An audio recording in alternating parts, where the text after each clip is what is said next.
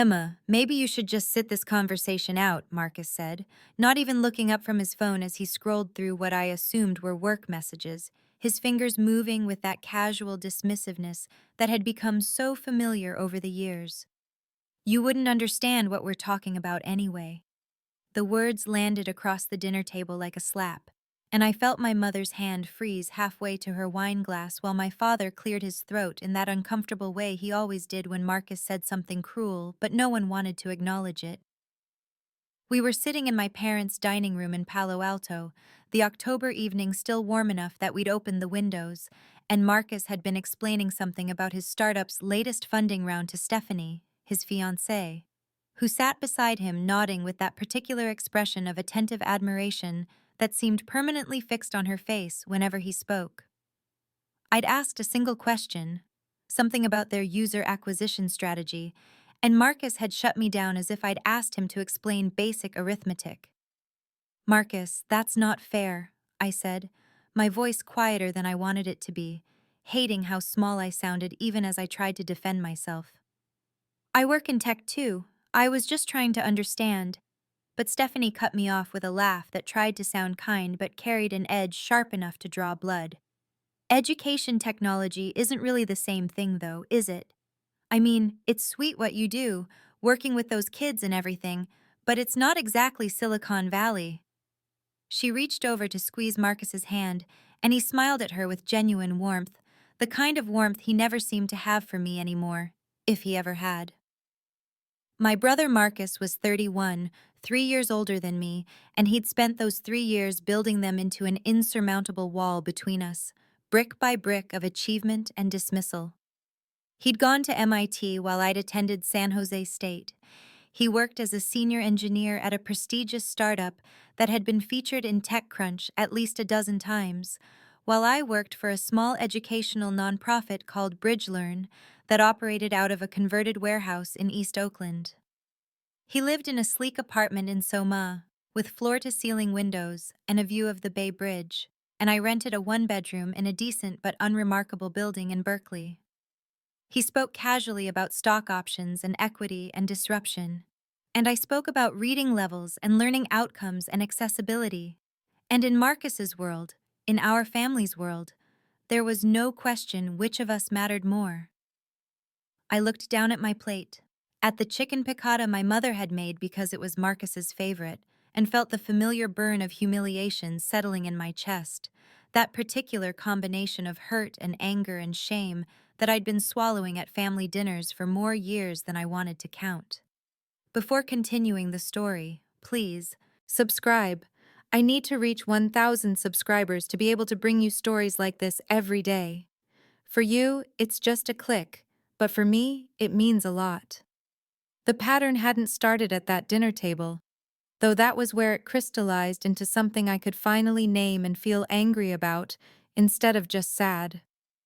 It had started when we were kids, when Marcus was 11 and I was 8, and he'd gotten into the gifted program at school while I'd stayed in regular classes, and I remembered sitting at a different dinner table in our old house in Cupertino, listening to my parents celebrate his acceptance letter while I pushed peas around my plate and wondered what was wrong with me that I wasn't special like he was. Marcus had always been the smart one, the one who got math immediately, and read above his grade level and won the science fair 3 years running, with projects that involved circuits and programming, while I struggled through long division and read books about horses and tried to build a volcano that barely bubbled. When he got into MIT, our parents had cried with joy and hosted a party for 50 people in our backyard, with a banner that said, "Congratulations, Marcus," and a cake shaped like the MIT logo. And when I got into San Jose State 2 years later, we'd gone out to dinner at the Cheesecake Factory, and my mother had said, "Well, it's a perfectly good school, honey," in a tone that suggested she was trying to convince herself as much as me. I remembered my college graduation, how Marcus hadn't come because he had an important project deadline, and how my father had spent most of the ceremony talking on the phone to him about some technical problem he was solving, and how I'd stood there in my cap and gown taking photos with my mother, who kept glancing at her watch. When I got the job at Bridge Learn, I'd been so excited, had called home to tell them about the mission of bringing quality educational technology to underserved schools, about how we were developing adaptive learning tools that could help kids who struggled the way I had struggled, and my mother had said, "That's wonderful, sweetheart," and then immediately asked if I'd heard that Marcus had been promoted to senior engineer with a salary that she mentioned specifically, $140,000 plus equity, and didn't that sound impressive? Every family dinner became a referendum on our respective worth, measured in salary and prestige, and the impressiveness of our work stories. Marcus would talk about meetings with venture capitalists and product launches and users in 17 countries. And my parents would lean forward with rapt attention, asking questions and offering praise. And then I would mention a successful pilot program at a school in East Oakland where we'd raised reading comprehension by 30% in a single semester, and my father would nod politely and say, "That's nice," before turning back to Marcus to ask another question about stock options or company valuation. I learned to stay quiet, to let Marcus fill the space with his achievements, to make myself smaller so that his light could shine brighter, and I told myself that I was being supportive, being a good sister, being someone who didn't need constant validation the way he seemed to need it. But really, I was just tired of being disappointed every time I hoped they might see me as more than Marcus's less accomplished younger sister. The wedding announcement came 3 weeks after that dinner, at another family gathering that Marcus had insisted we all attend at his apartment, and I'd walked into his living room with its minimalist furniture and abstract art, to find him and Stephanie standing by the windows with champagne flutes already in hand, their faces glowing with the kind of excitement that told me something big was coming before anyone said a word. "We've set the date," Marcus announced once we were all assembled. My parents on the expensive gray sectional and me perched on one of the uncomfortable modern chairs that looked like art installations more than actual furniture. And he went on to explain that they'd booked the Meritage Resort in Napa Valley for next June. A venue I knew from tech industry magazines was where successful startup founders got married, the kind of place with vineyard views and conference facilities and a price tag that made my annual salary look like a rounding error. Stephanie pulled out her phone to show us photos of the venue, swiping through images of elegant ballrooms and manicured grounds, talking rapidly about their vision for the event. And then Marcus took over, his voice taking on that particular quality of enthusiasm, mixed with self-importance that I'd come to recognize, meant he was about to say something he thought was impressive. "We're doing a tech industry theme, very subtle and sophisticated, nothing tacky, but we want to celebrate what brought us together and the world we're part of," he said. And I watched my mother nod approvingly while my father asked questions about the guest list and catering. And then Marcus dropped the detail that made my stomach clench with a familiar dread.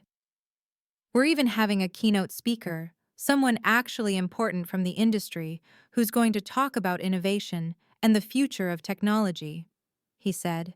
And his eyes slid to me for just a moment, quick enough that I might have imagined it, except I knew I hadn't.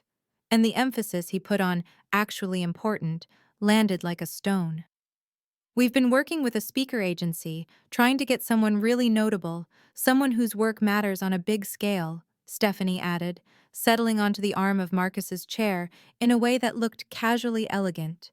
And she smiled around at all of us, as if she were sharing wonderful news. "All of our guests will be serious people from our industry, the kind of people who are really changing the world, so we want everything to reflect that level of significance." I sat there holding my untouched champagne, feeling something cold and heavy settling in my chest, and I wanted to ask if I counted as a serious person, if my work helping kids learn to read better qualified me for their important wedding. But I already knew the answer, because it was written in every dismissive glance and patronizing smile they'd given me over the months since they'd gotten engaged. My mother asked about bridesmaid dresses, and my father wanted to know about the wine selection, and I stayed quiet in my uncomfortable chair, wondering what it meant that my own brother was planning a wedding that felt designed specifically to exclude everything I was, and I couldn't shake the feeling that I was supposed to be grateful just to be invited at all. The 2 months between the engagement announcement and the wedding became a slow accumulation of small cuts, each one individually deniable, but together forming a pattern I could no longer ignore or excuse away. It started when Marcus created a group chat for wedding planning that included our younger sister Rachel and our cousin David, both of whom were in the wedding party. And I only found out about it when Rachel mentioned something about the color scheme during a phone call, and I had to ask what she was talking about, feeling my face flush hot with embarrassment as she went quiet and said, "Oh, I thought you were in the chat too." When I texted Marcus to ask if he could add me since I wanted to stay informed about the plans, he responded 3 hours later with, "It's really just logistics for the wedding party. You wouldn't be interested in most of it," as if I were too simple to care about my own brother's wedding details. 2 weeks after that, I made the mistake of offering to help with some of the technical setup, mentioning that I had experience with audiovisual systems from the conferences BridgeLearn had organized, and Marcus had actually laughed, a short bark of amusement that came through the phone line like a slap, before saying, we're hiring actual professionals for this. It's pretty complex stuff, not really the same as setting up a projector at a school." The dress fitting was worse. One of those bridal boutique appointments where Stephanie had invited her mother and sisters and our mother and Rachel and me, and we'd all stood around in our bridesmaid dresses while Stephanie examined us critically, and somehow the conversation had turned to careers, and Stephanie's older sister, Catherine, who worked at Google, had asked what I did. And when I explained about educational technology and our work with adaptive learning platforms, Stephanie had smiled in that particular way that looked kind, but felt condescending and said, "It's so nice that Emma does something so simple and meaningful, working with children. It must be very rewarding in a simple sort of way." And her emphasis on the word simple had made it clear she meant something else entirely. I'd looked at my mother then, hoping for some defense or acknowledgement of how that had felt. But she'd just adjusted the hem of her dress and said nothing. And later, when I tried to tell her how hurt I'd been, how Stephanie's comment had felt deliberately belittling, she'd patted my hand and told me that Marcus was under a lot of stress with the wedding planning and his job, and that I was probably being too sensitive, reading things into innocent comments because I'd always been a little insecure about my career compared to Marcus's.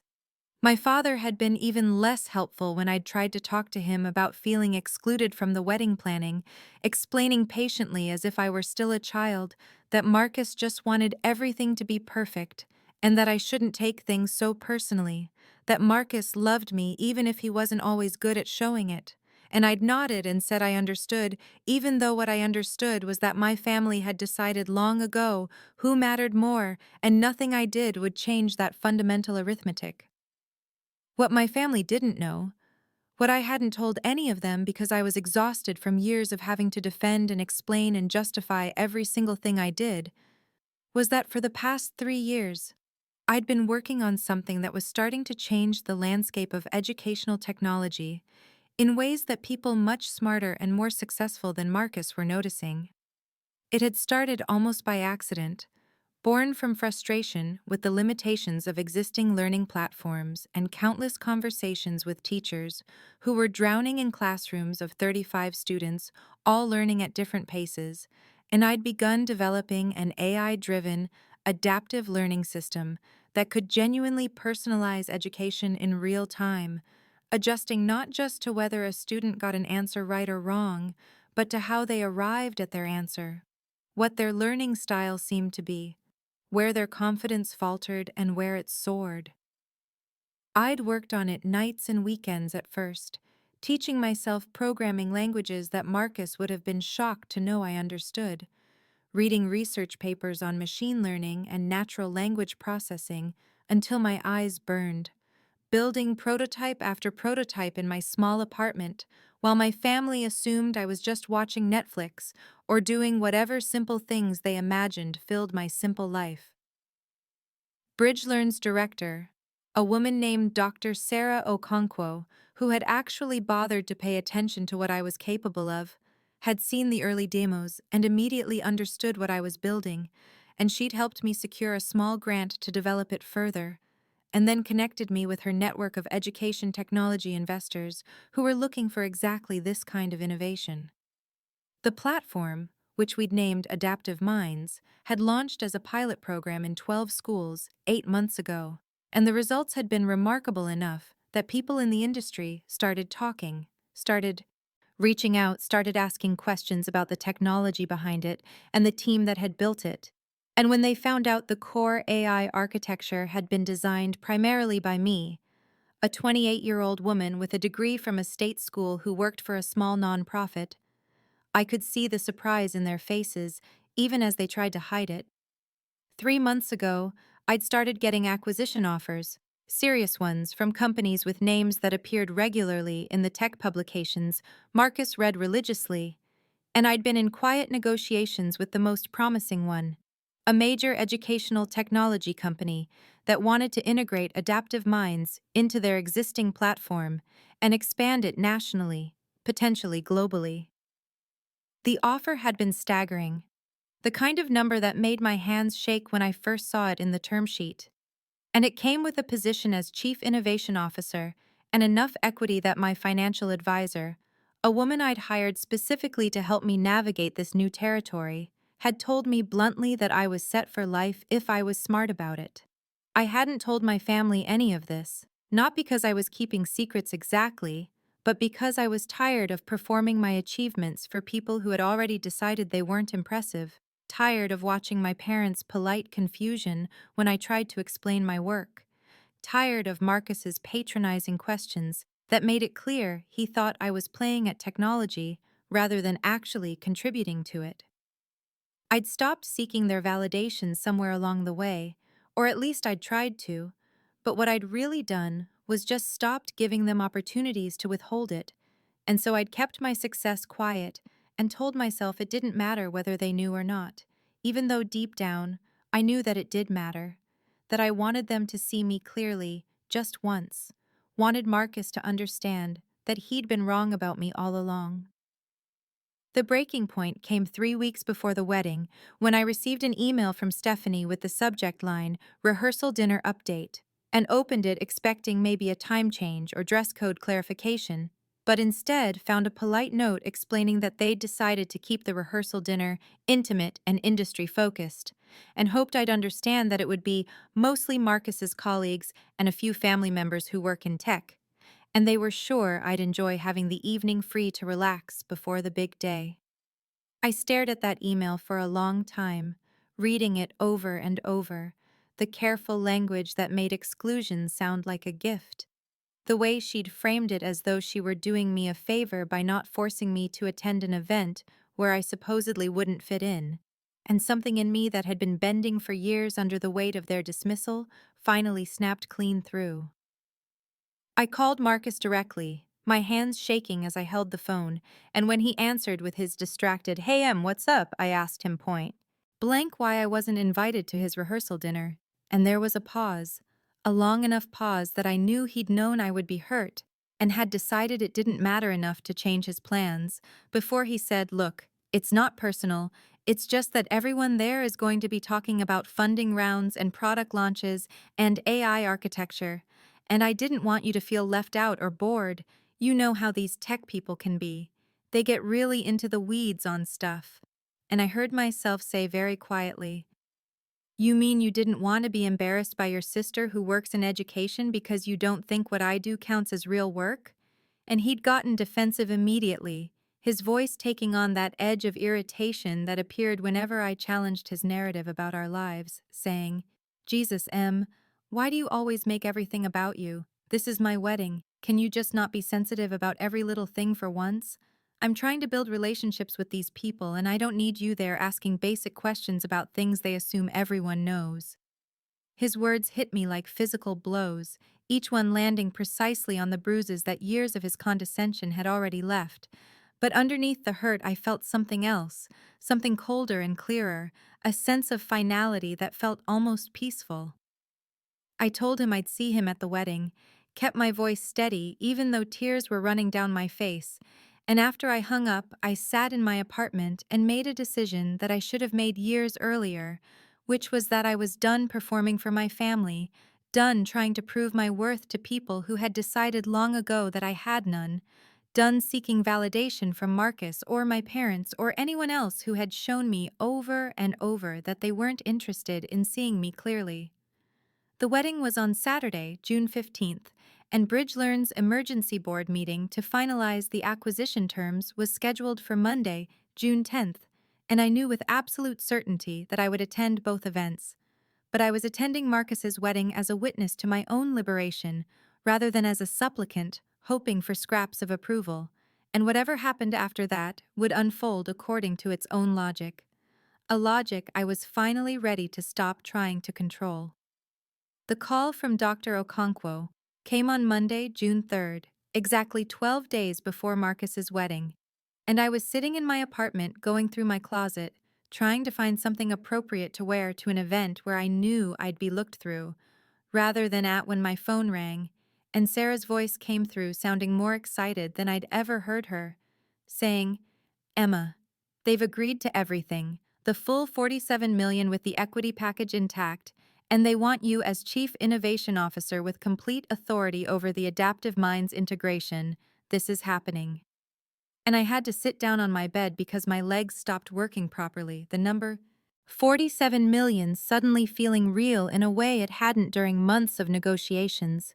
And we talked for 20 minutes about next steps and timelines and the press release that would go out on Wednesday.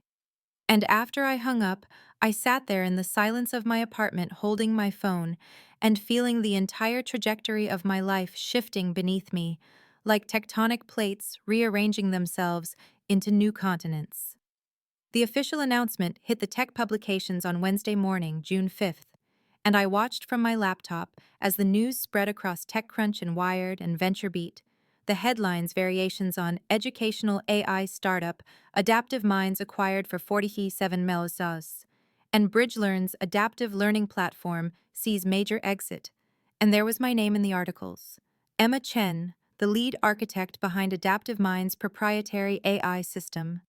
And quotes from the acquiring company's CEO about how my approach to personalized learning represented the future of educational technology, and how they were thrilled to have Emma leading innovation strategy going forward. I read the articles 3 times, then 4, not because I didn't understand them, but because I needed to see my own success reflected back to me by objective sources, needed proof that this wasn't just Sarah being kind or investors being optimistic, but something real and significant that the industry was taking seriously.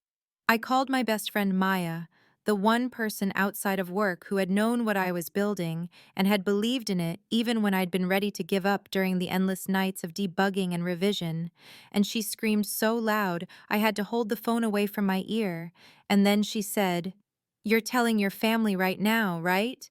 You're calling them immediately." And I felt something twist in my chest as I said, "I want to see if they notice on their own, if they're paying any attention at all to what I do." And Maya was quiet for a moment before saying carefully, You know Marcus reads all those tech sites religiously. He'll see it." And I said, "Exactly. Let's see if he says anything." The decision felt petty, even as I made it. Felt like I was setting some kind of test that they would inevitably fail. But I couldn't bring myself to call my parents or Marcus and perform excitement and gratitude, while they responded with confused congratulations for something they didn't understand and had never valued. Couldn't stomach the idea of Marcus's patronizing "That's great, Em," when he'd spent years telling me I wasn't smart enough for his world. So I didn't call, didn't text, didn't post on social media, just let the news exist in the space where my family should have been paying attention, and waited to see if anyone cared enough to find it. Thursday passed with no word from anyone in my family, and I told myself it was fine, that the tech news cycle moved fast, and maybe they just hadn't seen the articles yet. But I knew Marcus checked TechCrunch every morning. With his coffee, because he'd told me so a dozen times, had made a point of mentioning how he stayed current with industry developments in a way that implied I didn't.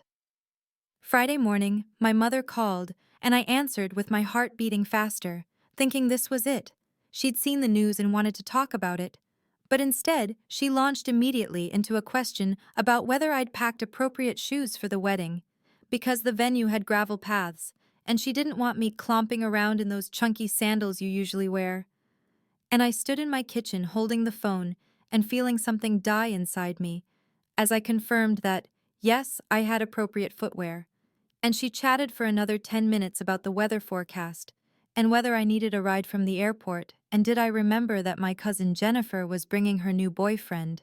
And not once, not even in passing, did she mention anything about my work, or ask how things were going with BridgeLearn, or show any curiosity about my life beyond my function as a guest at Marcus's wedding. I got off the phone and sat down at my kitchen table and pulled up the TechCrunch article again, stared at my name in print, at the $47 million figure that should have been impossible to miss, and forced myself to accept what I'd already known, which was that my family wasn't paying attention because they'd never been paying attention, because they'd decided years ago that my work wasn't worth their interest, and no amount of success would change that unless I shoved it directly in front of their faces. Saturday afternoon, 2 days before I was supposed to fly to California, my phone buzzed with a text from Marcus that said, "Hey, just a reminder, please don't talk about your education stuff to my colleagues at the wedding. They're not really interested in that space, and I don't want you to feel awkward when they tune out. Also, Stephanie's dad is a partner at a VC firm, and he can be kind of blunt about stuff he thinks is small potatoes, so maybe just avoid the work talk altogether. Thanks." And I read that message 5 times, each reading making me angrier and colder. The casual cruelty of it, the way he framed his embarrassment of me as concern for my feelings, the dismissal of my education stuff, and his certainty that a room full of tech investors wouldn't be interested in a $47 million acquisition in the educational technology space. And I realized with absolute clarity that he hadn't seen the news, that he'd scrolled right past articles about adaptive minds, because he'd already decided my work didn't matter enough to merit his attention, and I typed back, "Don't worry, I'll be appropriate," and hit send. And felt the last small hope I'd been carrying that my family might surprise me finally extinguish itself, leaving behind only a cold, clear determination to stop protecting them from the consequences of their own blindness. I flew into San Francisco on Friday afternoon, June 14th, rented a car at the airport, and drove north through the Golden Hills toward Napa Valley, with my hands tight on the steering wheel and my mind cycling through everything I wasn't going to say this weekend, all the truths I was going to keep locked behind my teeth, while I smiled and made small talk and pretended that Marcus's text message hadn't confirmed everything I'd feared about my family's capacity to see me. The resort appeared at the end of a long driveway lined with olive trees, all stone and glass and aggressively tasteful landscaping, the kind of place that cost more per night than I used to make in a month at BridgeLearn. And I could see even from the parking lot that Marcus and Stephanie had spared no expense, that this wedding was designed to impress, to announce their arrival in the world of people who mattered. I pulled my suitcase across the gravel lot toward the main building, noting absently that my mother had been right about the paths, and stepped into a lobby that managed to be both rustic and modern, all exposed beams and minimalist furniture, and a check-in desk made from a single slab of wood that probably cost more than my car. The woman at the desk was efficient and friendly, gave me my room key and a welcome packet that included the weekend schedule printed on heavy cardstock, and I was reading through the timeline of events when I heard a voice behind me say, "Emma, dear, I thought that was you."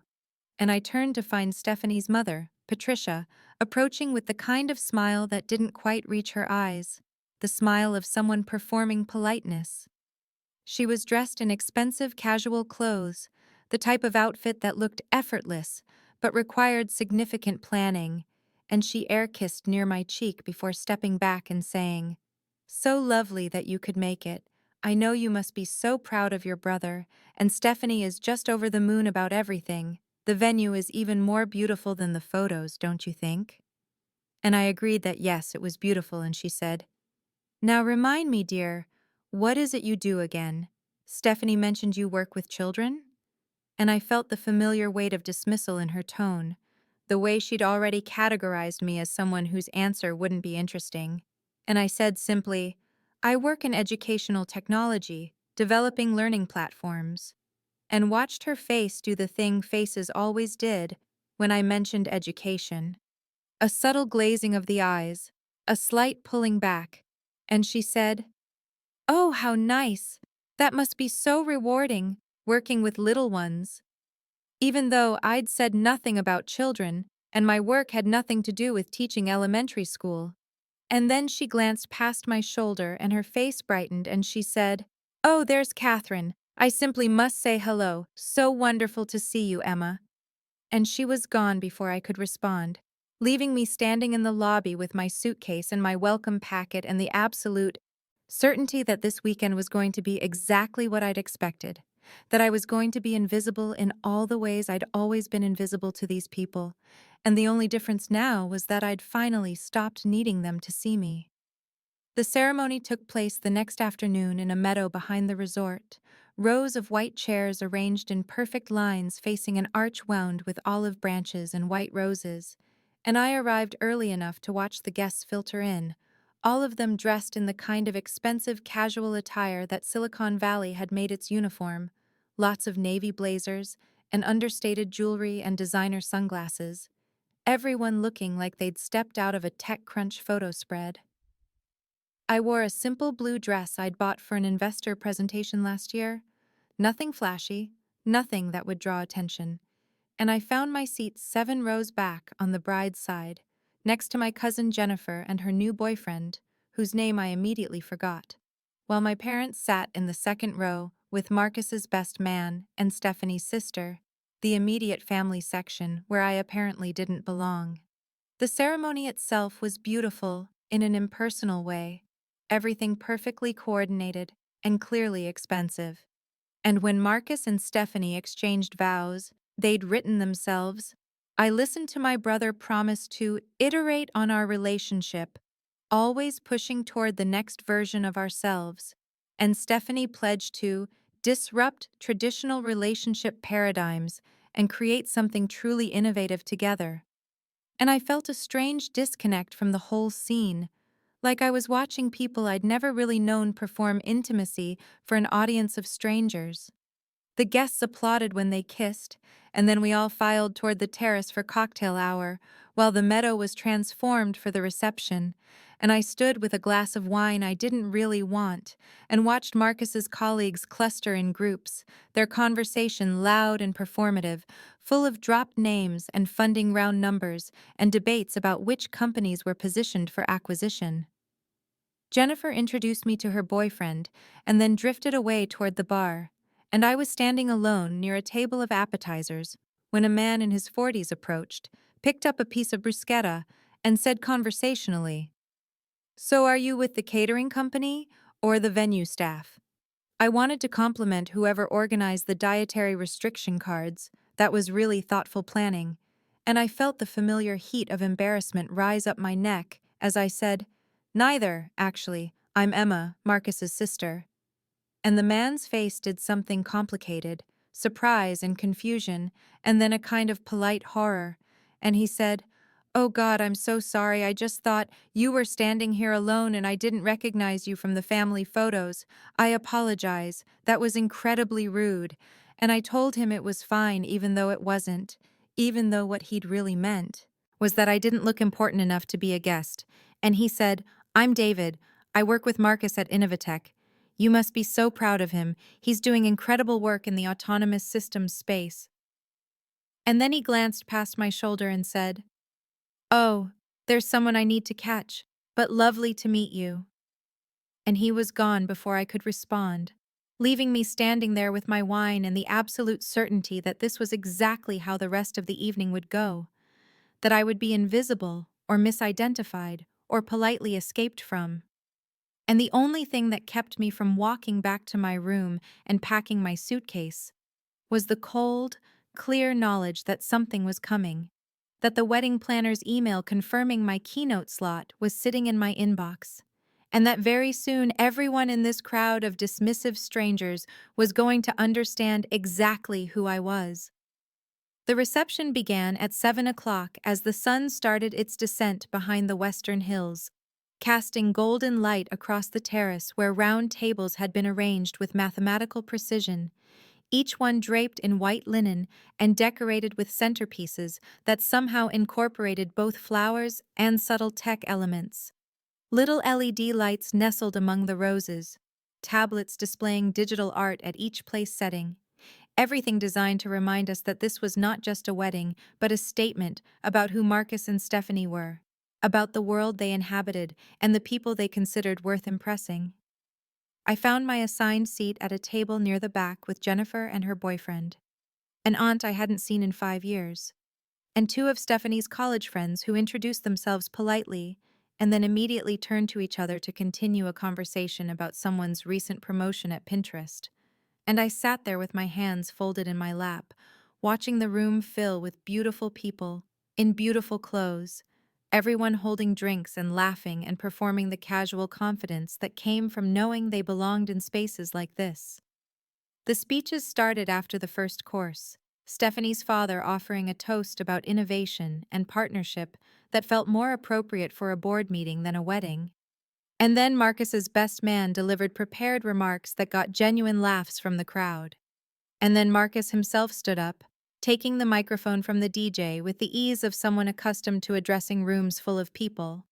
And he welcomed everyone with the kind of charisma he'd always had, the ability to make people lean toward him, to make them want to be included in whatever he was creating.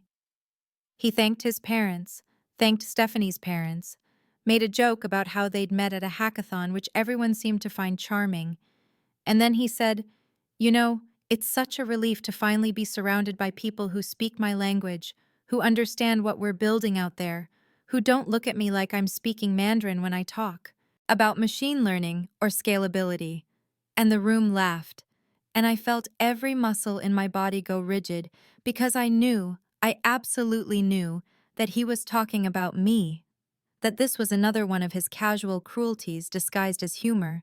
Another reminder that I existed outside the circle of people he respected, and I glanced toward my parents' table and saw my mother's face do something complicated. A flash of discomfort quickly smoothed away, and my father was looking down at his plate, and neither of them said anything. Neither of them stood up or caught Marcus's eye or did anything to suggest that maybe this wasn't an appropriate joke to make at your wedding in front of your sister. And I felt the heat of humiliation spread across my chest and up my neck. But underneath it was something else, something cold and clear and absolutely certain.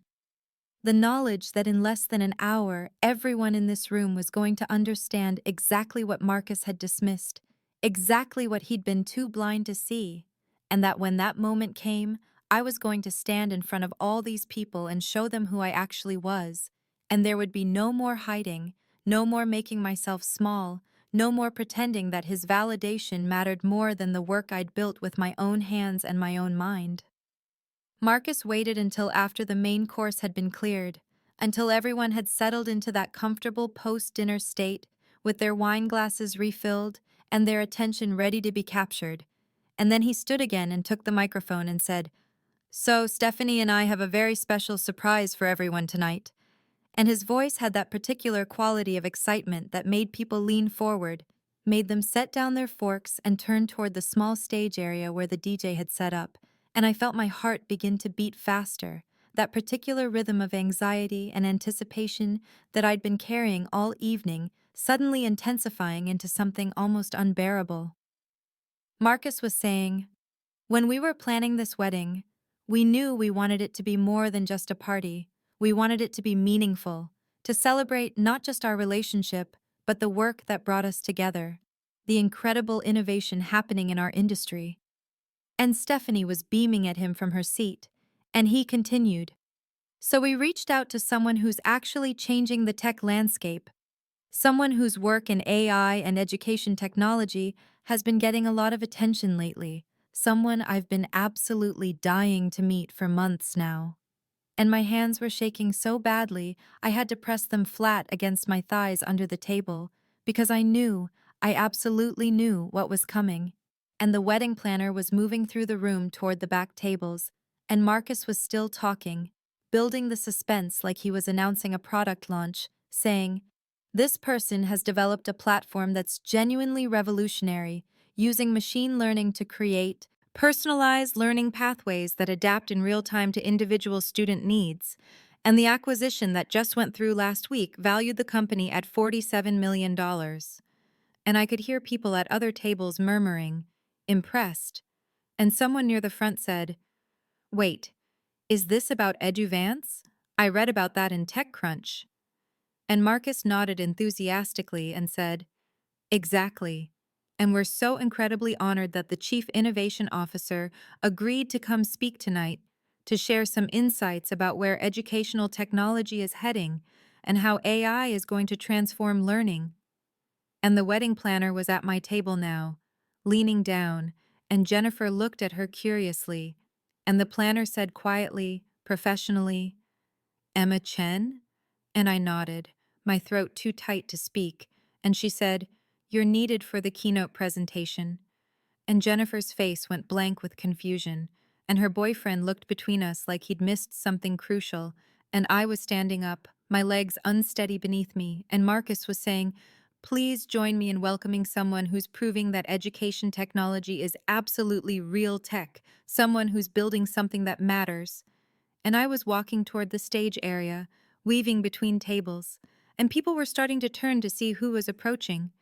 And I could see my parents' table now, could see my mother's face registering confusion as she watched me move through the crowd. And Marcus still had his back partially to me as he said, "Please welcome the founder and chief innovation officer of Eduvance, Emma Chen." And I watched him turn, watched his face as he saw me walking toward him, and the confusion was immediate and absolute. His smile freezing, his eyes going wide, and I was climbing the 3 steps to the stage area, and he was just standing there with the microphone in his hand. And I could see Stephanie at their table looking between us with an expression of complete bafflement, and the wedding planner was there whispering something to Marcus, confirming, and I watched the understanding begin to dawn on his face, the realization that the speaker he'd been so excited to meet, the person whose work he'd been praising, was me. The distance from my table to the stage couldn't have been more than 40 feet, but it felt like walking across an entire continent. Every step requiring conscious effort as my legs threatened to betray me with their shaking, and I was aware of everything with the kind of hyperclarity that comes from pure adrenaline.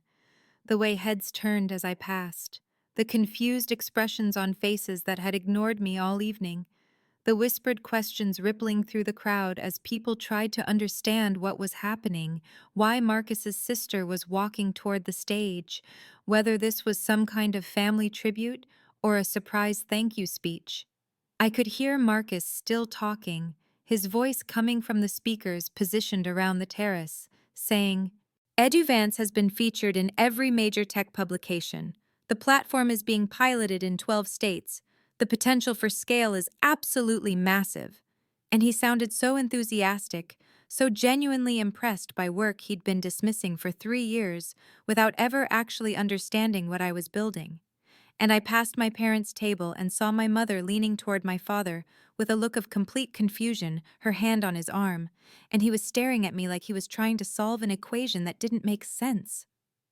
Jennifer had stood up from our table, half rising as if to follow me, and her boyfriend was pulling out his phone, probably to Google what was happening, and I could see other people doing the same thing, the blue glow of screens lighting up faces around the room as Marcus's colleagues started putting pieces together, started remembering the TechCrunch article, the Wired piece, the LinkedIn posts about the acquisition. I was 15 feet from the stage now, close enough to see Marcus in profile as he gestured enthusiastically while speaking, close enough to see the microphone cord trailing from his hand. And he was saying, "The integration of natural language processing with adaptive learning algorithms is exactly the kind of innovation our industry needs."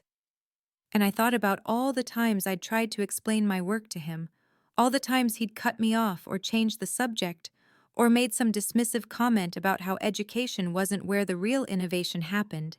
And here he was, praising those exact concepts to a room full of people he wanted to impress.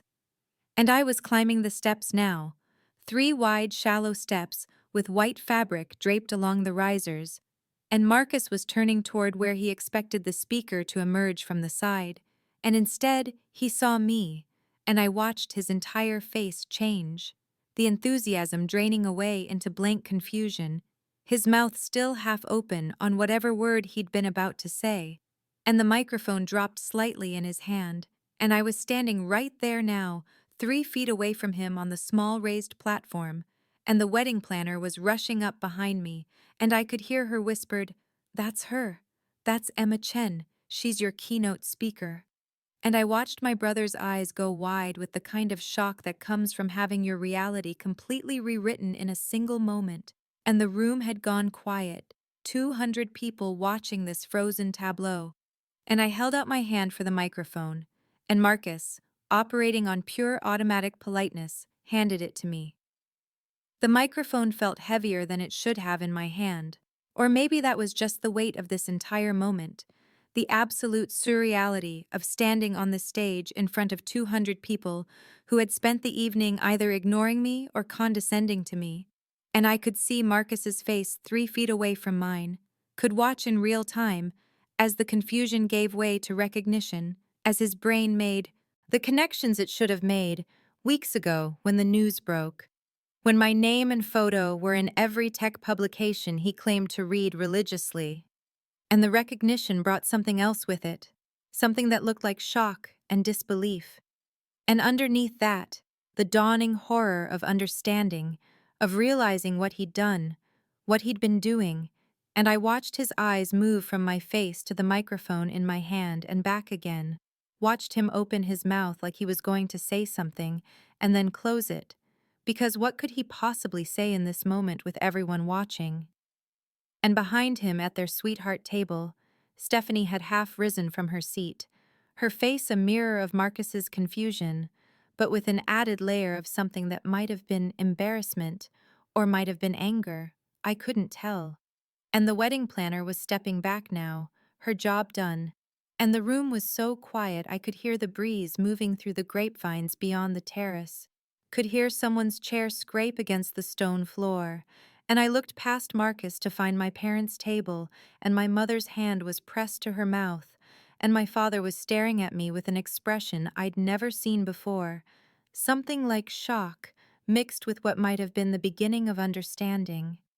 And I could see other faces too, Marcus's colleagues who had been so eager to meet the mysterious keynote speaker, who were now doing the math, putting together that the sister they'd been dismissing all evening was the founder they'd been excited to hear from, and I saw the man who'd asked if I was with the catering company leaning forward in his seat with his mouth slightly open, and the woman from the cocktail hour who'd walked away mid-conversation when she learned what I did. And I turned back to Marcus, who was still standing there frozen, and I said quietly, just for him, not into the microphone, "You might want to sit down." And my voice came out steadier than I felt, and he nodded, mechanical, and started to move back toward his table. And I watched Stephanie reach for his hand as he sat, watched her lean in to whisper something urgent to him, and then I turned to face the room, to face all these people who had made assumptions about me, who had decided I wasn't worth their time or attention, and I raised the microphone and took a breath and said, "Thank you, Marcus, for that incredibly kind introduction." And my voice echoed across the terrace, clear and professional, the voice I used in boardrooms and investor meetings, the voice that had convinced venture capitalists to bet millions on my vision, and I continued. Though I have to admit, I had no idea my own brother had requested me as his keynote speaker, so this is as much of a surprise to me as I suspect it is to him. And there was a ripple of uncertain laughter from the audience, people not quite sure if this was a joke or something else, and I smiled, letting them think it was just family, humor, and I watched Marcus in my peripheral vision, saw him sitting rigid in his chair with his hand clutched in Stephanie's, his face still showing that stunned expression, and I felt something shift inside me, some final lock clicking open, because this was it. This was the moment where everything changed, where the truth came out whether I'd planned it this way or not, and I was ready. I steadied my breathing and let the microphone feel natural in my hand, the way it had in boardrooms and conference halls, the way it had 3 weeks ago when I'd pitched our platform to the acquisition team, and I said, "For those of you who don't know me, I'm Emma Chen, Marcus's sister, and I'm the founder and now Chief Innovation Officer of Eduvance, the AI-driven educational platform Marcus was just telling you about." And I watched comprehension spread through the room in visible waves, saw people sitting up straighter, saw the woman from cocktail hour actually put her hand over her mouth, and I continued, "I have to say, when Marcus and Stephanie invited me to their wedding, I had no idea I'd be speaking tonight, so this really is a wonderful surprise." And there was more laughter now, genuine this time, because people were starting to understand the irony, even if they didn't know the full story. And I glanced at Marcus, who was staring at his plate. And then I shifted fully into the presentation I'd given dozens of times, letting the familiar material ground me, saying, "Education in America is facing a crisis of personalization. We have students with vastly different learning styles, different paces, different needs, all being taught with a one-size-fits-all approach that fails so many of them." And I could feel the audience engaging, leaning in, because this was a real problem they could understand. And I said, 3 years ago, I started Eduvance with a simple question. What if we could use artificial intelligence, not to replace teachers, but to give them superpowers, to help them understand exactly what each student needs in real time?" And I pulled out my laptop from where the wedding planner had set it on the small side table, opened it to the presentation deck I always kept ready, and the AV team who'd been standing confused at the side of the stage suddenly understood and connected my laptop to the projection system, and my slides appeared on the large screens flanking the stage, the Eduvance logo with its clean design and the tagline, "Personalized Learning at Scale." And I walked through the basics of how the platform worked, the natural language processing that could understand not just what a student answered, but how they approached the problem, the adaptive algorithms that adjusted difficulty and teaching style in real time, the dashboard that gave teachers actionable insights instead of overwhelming data dumps. And I was aware that I was good at this, that this was where years of pitching and presenting and defending my work had prepared me. That I could make complex technology accessible without being condescending, could make people excited about education without being saccharine, and I could see Marcus's colleagues nodding, see them genuinely interested. And I clicked to the slide showing our pilot results, the improvements in test scores and engagement and teacher satisfaction. And I said, "We started with 5 schools in underserved districts in California, and the results were strong enough that we expanded to 12 states, reaching over 50,000 students." And then I clicked to the next slide, the one with the TechCrunch headline and the acquisition announcement. And I said as casually as I could manage, "And 3 weeks ago, Eduvance was acquired by Horizon Tech for $47 million, with our entire team staying on to scale the platform nationally." And the room erupted in applause, genuine impressed applause. And I finally let myself look directly at my parents, saw my mother with tears streaming down her face, and my father staring at me like he was seeing me for the first time. And I felt something crack open in my chest. Not triumph exactly, but something like vindication mixed with sadness, that it had taken this moment, this public revelation, for them to actually see me. I clicked to the next slide, the one showing our teacher dashboard with its intuitive interface and color-coded insights, and I said, "What makes Eduvance different isn't just the AI. Plenty of companies are throwing machine learning at education, but what we built was something that actually works in real classrooms with real teachers who don't have time to learn complicated systems." And I could see heads nodding, see people leaning forward, and I wasn't reading from notes or stumbling over words because I'd lived this project for 3 years, had interviewed hundreds of teachers, had sat in classrooms watching students struggle with material that wasn't reaching them.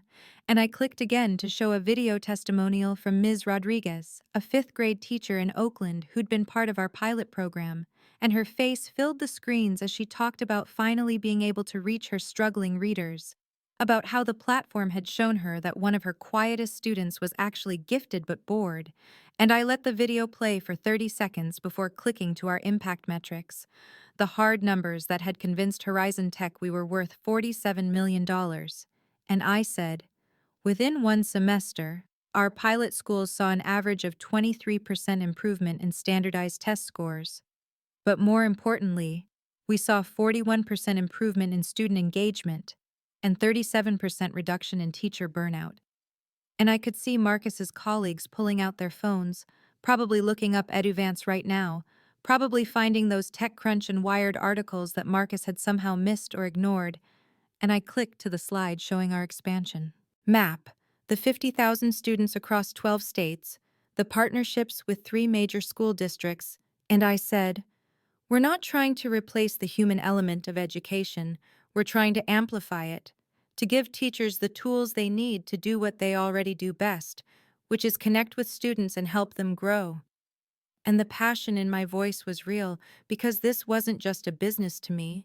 This was the work that had kept me up nights for 3 years, the problem I couldn't stop thinking about, and I clicked to our roadmap slide, the plans for national expansion now that we had Horizon's resources, and I said, by this time next year, we'll be in 30 states reaching over 500,000 students, and within 3 years, our goal is to be in every public school in America that wants us. And the applause started even before I finished the sentence, and I finally let myself look directly at Marcus's table, saw him sitting perfectly still with his hands folded in front of him, saw Stephanie whispering something to him urgently, and then I looked at my parents, saw my mother openly crying now, saw my father shaking his head slowly like he couldn't quite believe what he was seeing, and I felt the full weight of this moment, the years of being dismissed and overlooked and told my work wasn't important, all of it crystallizing into the single point where I was standing on a stage at my brother's wedding, proving exactly how wrong they'd all been. And I clicked to my final slide, just the Eduvance logo and my contact information, and I said, I want to thank Marcus and Stephanie for giving me this unexpected opportunity to share our work with all of you. And I want to thank everyone here for your attention. And if anyone wants to talk more about educational technology or AI or anything else, I'll be around all evening.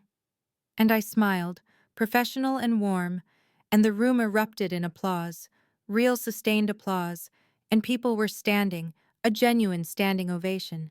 And I stood there holding the microphone watching 200 people who had ignored me all evening now celebrating me, and I felt something that wasn't quite triumph, wasn't quite vindication, but something cleaner and clearer, something like finally being seen. I let the applause settle, and then I shifted my weight slightly, adjusted my grip on the microphone, and said, I want to add something personal if you'll indulge me for just another moment.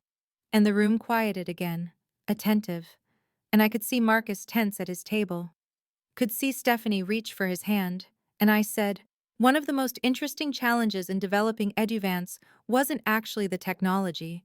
It was overcoming people's preconceptions about what educational technology could be, about who gets to be taken seriously in the tech world. And I paused, let that land, and continued.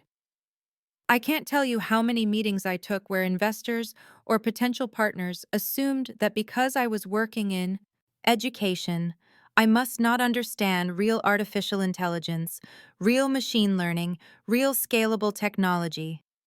And there were knowing nods around the room because everyone here had faced some version of being underestimated, and I said, some people thought education technology wasn't real tech, that it was somehow simpler, less important, less impressive than whatever they were building. And I didn't look at Marcus, but I felt him in my peripheral vision, felt him understanding exactly what I was saying, and I continued. There were people who assumed I was too simple for their world, that I didn't understand the conversations they were having, that I couldn't possibly be solving problems that mattered. And my voice stayed level, professional, not angry, but clear, and I said, and you know what I learned? Those people were right about one thing. I wasn't solving the problems they were solving, the problems they'd noticed. And I paused again, and then I said, I was solving problems they hadn't even thought to look for. Problems that affect millions of students and hundreds of thousands of teachers. problems that actually change lives instead of just disrupting markets. And the energy in the room shifted, people sitting up straighter, and I said, "It turns out that being underestimated can be an advantage, because while other people are watching you with low expectations, you can just put your head down and build something that matters, something real, something that works." And there was applause starting even as I continued. And then one day you look up and discover you've built something worth $47 million. Something that's going to reach 500,000 students. Something that's actually changing the landscape. And the applause grew louder, and I finally let myself glance at Marcus.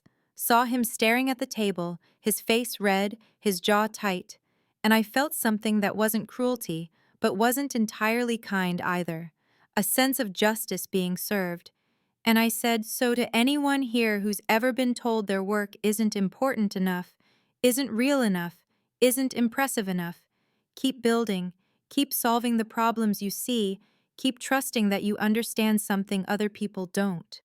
And the room erupted again, people standing, and I saw the woman from cocktail hour applauding enthusiastically, saw Marcus's colleagues nodding and clapping, saw my mother with her hands pressed to her face, and I saw Marcus finally look up at me, and in his eyes I saw the full weight of his understanding, saw him realize that every dismissive comment, every casual insult, every moment of making me feel small, was now visible in this room, reflected back at him through my success. And I felt the satisfaction of that, but also the sadness of it. The fact that it had come to this, that he couldn't have just seen me, couldn't have just valued me, couldn't have just been proud of his sister without needing this public moment of revelation to force his recognition. I finished speaking and set the microphone back on its stand, and the applause continued as I stepped down from the small stage area, and immediately I was surrounded by people, Marcus's colleagues pressing forward with business cards and questions, and a woman in an elegant black dress who I recognized from Marcus's company introduced herself as Jennifer Park, their VP of Product, and said, "Emma, that was incredible. I had no idea Marcus's sister was the Emma Chen. We've been following Eduvance's development for months." And I shook her hand and thanked her, trying to process the surreal shift from invisible to visible that had happened in the space of 20 minutes. And more people crowded in, asking about our AI architecture, about our teacher retention metrics, about whether we were hiring. And I answered questions on autopilot, professional and gracious, while part of my mind watched Marcus over someone's shoulder as he stood frozen at his table, with Stephanie leaning close to him, whispering urgently. And I saw the moment he finally moved, saw him excuse himself from his new wife and start making his way through the crowd toward me. And my stomach tightened, but I kept smiling at the man asking about our data privacy protocols, kept explaining our encryption standards and FERPA compliance. And then Marcus was there at the edge of the circle, waiting for an opening. And when there was a brief pause, he said, "Emma, can I?" And his voice cracked slightly. And I turned to him and saw his face was flushed, saw his hands hanging awkwardly at his sides, and he said, "I didn't know. I had no idea that you were." And he gestured helplessly toward the stage, and I said, "The keynote speaker you'd been dying to meet?" Keeping my voice level, and he nodded and said, "God, Emma, I'm so sorry. I should have. Your work is—" And he was stumbling over words in a way I'd never seen him stumble. Marcus, who was always so articulate and confident, and Stephanie appeared beside him looking pale and said, "Emma, that was really impressive. We had no idea about your acquisition." And the word impressive coming from her mouth felt hollow after months of dismissive comments about my simple career, and I said, "Thank you, Stephanie. I hope you both enjoyed the presentation." And my tone was polite, but distant, professional. And Marcus said, "Enjoyed it? Emma, this is—" And he ran his hand through his hair, and I could see he was trying to figure out how to be both apologetic and congratulatory, how to acknowledge what had just happened without fully admitting what it revealed about how he'd treated me. And Jennifer touched my elbow and said, "Emma, sorry to interrupt, but I'd love to set up a meeting next week if you're interested in exploring some partnership opportunities." And I pulled one of my new business cards from my clutch, the ones that said Chief Innovation Officer under my name, and handed it to her and said, "I'd love that. Have your assistant reach out." And as I turned back to Marcus, I saw my parents hovering a few feet away, my mother's face streaked with tears, my father's expression stunned, and Marcus said, "Can we talk? Later? Just you and me?" And there was something raw in his voice, something that might have been genuine regret, and I said, "Maybe later, Marcus. This is your wedding reception. You should be with your guests." And he said, "Emma, please, I need to explain." And I said, "You don't need to explain anything right now. We can talk later." And I moved past him to greet another person who was approaching with questions, and I felt him standing there for a moment before Stephanie pulled him away, and my mother appeared at my side and grabbed my arm and said, "Sweetheart, why didn't you tell us?" And her voice was thick with emotion, and I looked at her and said, "I did tell you, Mom. I've been telling you about my work for 3 years. You just weren't listening." And I said it gently but firmly, and I saw her face crumple slightly, saw her recognize the truth in that, and then I was pulled back into another conversation about scalability and market penetration, and I let myself sink into the professional mode that felt safe and familiar, answering questions and exchanging contact information with people who suddenly saw me as someone worth knowing. And through it all, I felt the weight of what had just happened, the years of invisibility shattered in 20 minutes, the satisfaction of vindication mixed with the sadness that it had required this public revelation for my own brother to see me as someone who mattered. I managed to extract myself from the crowd of Marcus's colleagues around 10:30, slipping away while someone was asking detailed questions about our user interface design. And I made my way through the reception venue toward the terrace that overlooked the vineyard, needing air and space and a moment away from the performance of professionalism I'd been maintaining for the past 2 hours. And the November evening was cool, but not cold. The fairy lights strung across the terrace casting soft shadows, and I stood at the railing looking out at the dark rows of grapevines and felt the adrenaline that had carried me through the keynote finally beginning to ebb, leaving behind a strange mixture of satisfaction and exhaustion and something that felt unexpectedly like grief. And I heard the terrace door open behind me and knew without turning that it was Marcus, recognized the pattern of his footsteps, and he came to stand a few feet away from me at the railing, and for a long moment neither of us spoke. And then he said, "I've been looking for you." And his voice was quiet, stripped of the confidence that usually defined it. And I said, "It's your wedding reception. You should be inside with Stephanie and your guests."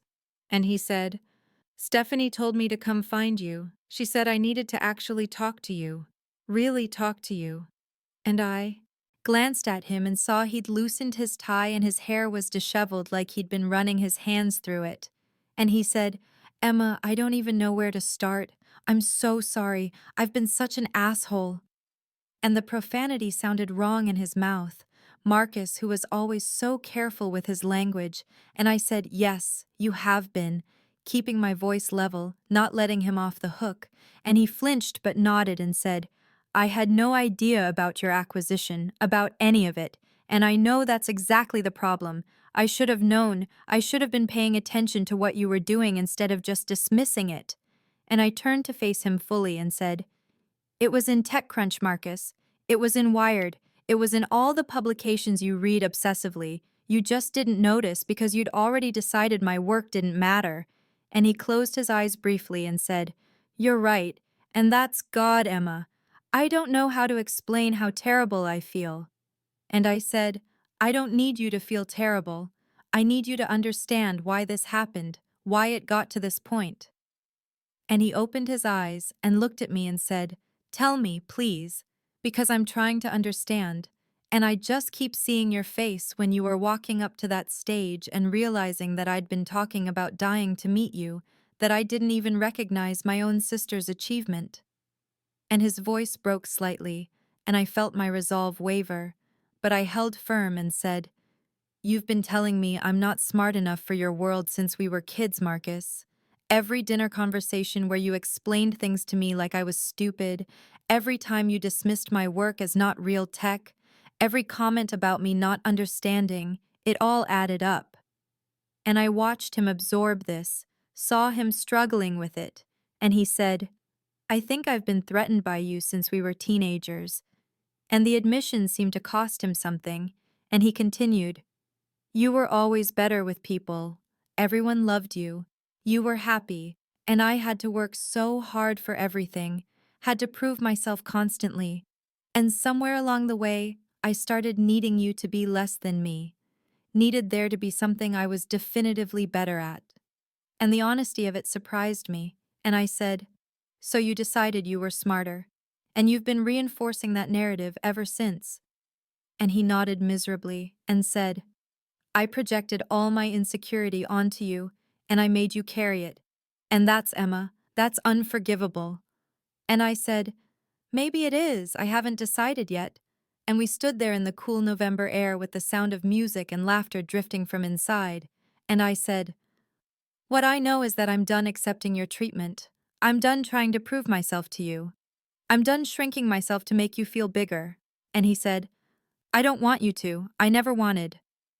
And I cut him off and said, Yes, you did, Marcus. Maybe not consciously, but you did. And your wedding comments telling me not to embarrass you, that was the final straw. And he looked stricken and said, I said that? And I pulled out my phone and showed him the text message and watched him read his own words. And he said, Oh God, and handed the phone back. And I said, So now you have to decide what kind of brother you want to be going forward, because I'm not going back to how things were. I can't. And my voice was firm, but I felt tears threatening, and I blinked them back, and Marcus said, I want to be better. I want to be the brother you deserve. I just don't know if you can forgive me enough to let me try. And I looked at him, really looked at him, and saw genuine remorse in his face, but also saw the years of hurt between us. And I said, I don't know either, but if you're serious about changing, if you're willing to actually do the work, then maybe we can find out. 3 weeks after Marcus's wedding, I was back in my apartment in Oakland, unpacking boxes from my new office, when my phone rang with Marcus's name on the screen, and I stared at it for a moment before answering. And his voice when I said hello was careful and tentative as he asked if I had time to talk, really talk. And I sat down on my couch surrounded by half-unpacked boxes and said, Okay. And he said he'd been thinking about our conversation on the terrace, that he'd talked to his therapist about it, which surprised me because I hadn't known Marcus was in therapy. And he said, I want to do better, Emma, but I need you to tell me what that looks like. I need you to help me understand what boundaries you need. And I felt something loosen in my chest at the word boundaries, at him acknowledging that I had the right to set them. And I said, I need you to stop explaining things to me like I'm stupid. I need you to ask about my work instead of dismissing it. I need you to see me as your equal, even though we work in different fields. And he was quiet for a moment and then said, I can do that. I want to do that. And I said, Marcus, wanting to isn't enough. You have to actually do it consistently. And if you slip back into old patterns, I'm going to call you out. And if you can't handle that, then we can't have a relationship. And my voice was firm, but not angry. And he said, I understand, and Emma, I want you to call me out. I need you to. And we talked for another 20 minutes about specific things, concrete changes.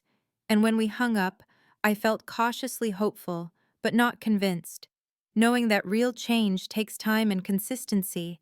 And 2 days later, my parents called and asked if they could take me to dinner. And when we met at the restaurant in Berkeley, my mother hugged me for a long time and said, I'm so sorry, sweetheart. We should have been paying attention. We should have been celebrating you. And my father said, We got so used to Marcus needing validation that we forgot you needed it too. And I told them the same thing I'd told Marcus, that I needed them to see me clearly, to value my choices, even when they looked different from Marcus's choices. And my mother cried again, and my father held my hand across the table, and they both promised to do better. And I let myself believe they meant it, while also knowing that I would be okay either way, because over the past 3 weeks, I'd been building my new team at work, and meeting with education leaders across the country, and doing the work that mattered to me. And I'd realized somewhere in the midst of all of it that I didn't need my family's validation anymore. Not the way I used to, because I'd found validation in the work itself, in the teachers who told me our platform was changing their classrooms, in the students whose learning was being transformed, in my own knowledge that I was good at what I did, regardless of whether Marcus or my parents or anyone else recognized it. And that realization felt like freedom, like finally putting down a weight I'd been carrying since childhood. And when I got home that night and looked around my apartment with its boxes of new business cards and framed articles about the acquisition and the laptop where I was building something that actually mattered, I felt peace settle over me, like I was finally living in my own life instead of trying to fit into someone else's narrative about who I should be. And Marcus did keep calling, did keep trying. And slowly over the following months, we began rebuilding something that felt more honest than what we'd had before.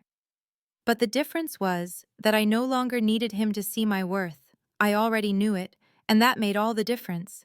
And my work continued to grow and expand, and I hired 12 new people in the first quarter, and spoke at 3 education conferences, and had coffee with Jennifer Park, who became not just a professional connection, but a genuine friend.